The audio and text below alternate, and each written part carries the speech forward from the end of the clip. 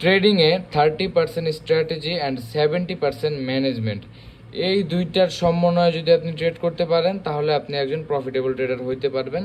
Like আমার মতো আজকের প্রফিট হচ্ছে আমার $693।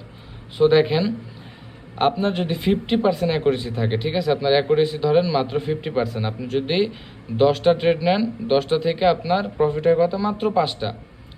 মাত্র পাঁচটা প্রফিট হইলেই আপনি প্রফিটেবল হইতে পারবেন। কিভাবে? আপনাকে ম্যানেজমেন্ট ফলো করতে হবে।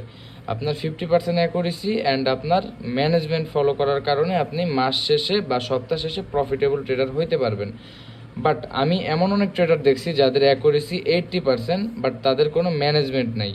দ্যাটস ওয়াই তারা দিন শেষে কি? লুজার। তারা তাদের অ্যাকাউন্ট জিরো করে ফেলে একদিন ট্রেড করে।